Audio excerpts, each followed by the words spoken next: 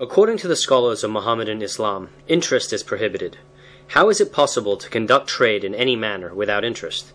Is it possible that Muhammad, who was a trader on behalf of his wife Khadija, would forbid common interest? Usury is from the Latin usura, interest, was defined originally as charging a fee for the use of money. This usually meant interest on loans, although charging a fee for changing money, as at a bureau de change, is included in the original meaning. In modern terminology, it is the action or practice of lending money at unreasonably high rates of interest.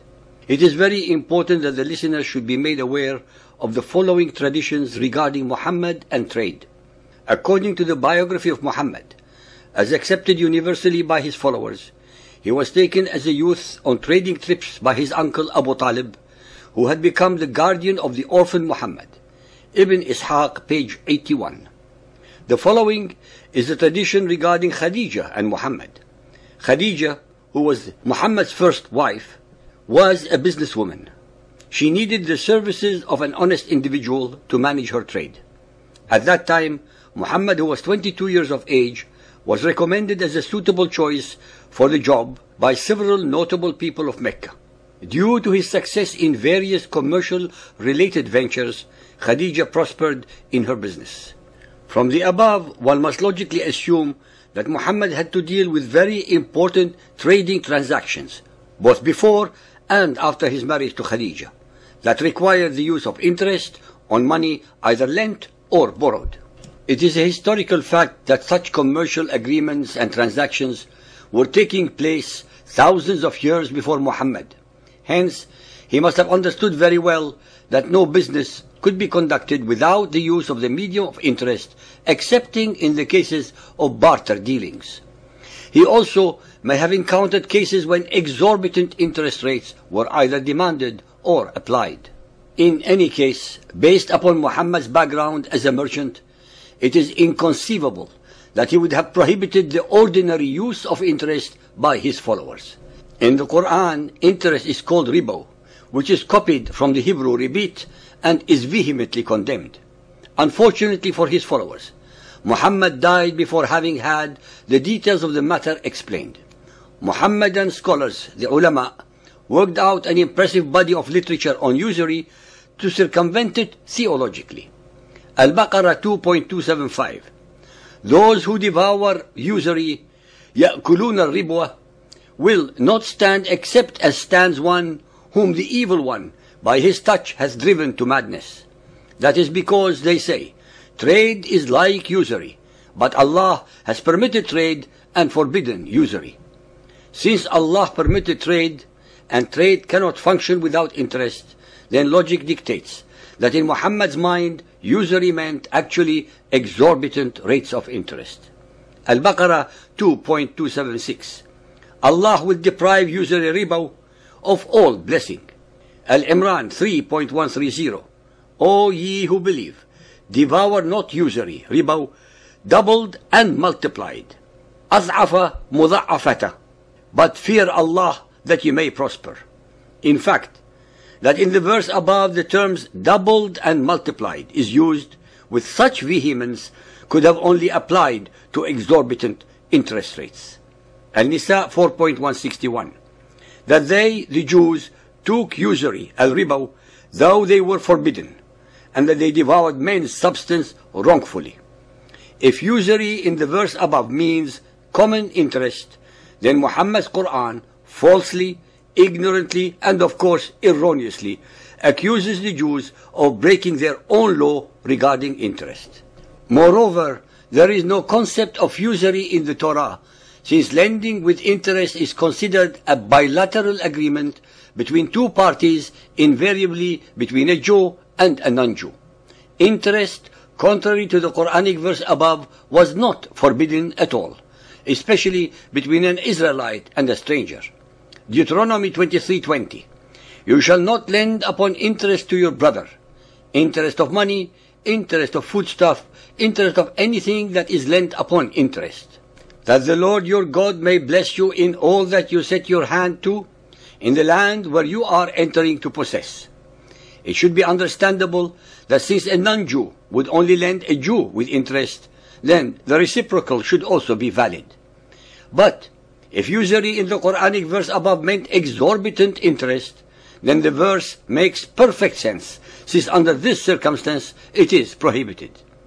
It beggars belief that Muhammad, who was after all a trader under his wife Khadija, would prohibit common interest, especially concerning his own Quraysh trading tribe. There is absolutely no doubt that riba could only have meant exorbitant interest.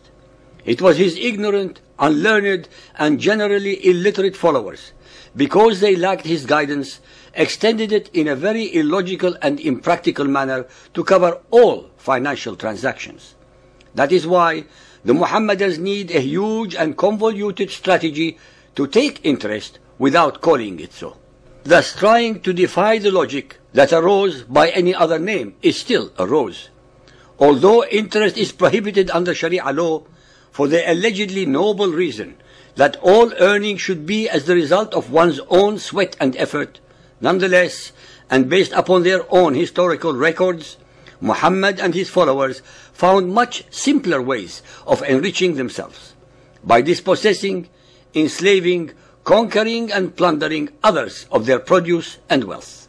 In modern times, the Muhammadans have created an elaborate methodology to circumvent this prohibition and disguise it in Islamic cloak of terms and financial arrangement, but with exactly the same results, which is to either pay or receive interest, but under other guises. What the Muhammadan records prove is that when it was applied to those who were not his followers, the unbelievers, such as the Jews and Christians to start with, he demanded and extorted in many cases up to 50% of their produce without any physical or financial input from him or his followers. The Zoroastrian Persians later suffered the same fate. This, of course, was not and is not considered by the Muhammadans as an unfair or unjust deal. There is absolutely no doubt, based on all the evidence and background of Muhammad, that his followers got it all wrong because he did not live long enough to explain what he meant, and in their ignorance came to the wrong and stupid conclusions. Al-Tirmidhi Hadith 2826, narrated by Abu Huraira. Allah's Messenger said, usury has 70 parts, the least important being that a man should marry his mother. The term usury, used in the above context, has no commercial connotations whatsoever.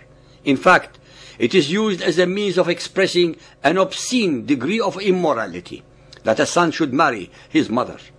Since no commercial transaction is involved, then usury in this instance can only confirm that its meaning applies only to exceptional cases pertaining to totally immoral and or unjust circumstances such as exorbitant interest rates. Al-Tirmidhi Hadith 2830, narrated by Umar ibn al-Khattab. The last verse to be sent down was that on usury, but Allah's Messenger was taken without having expounded it to us.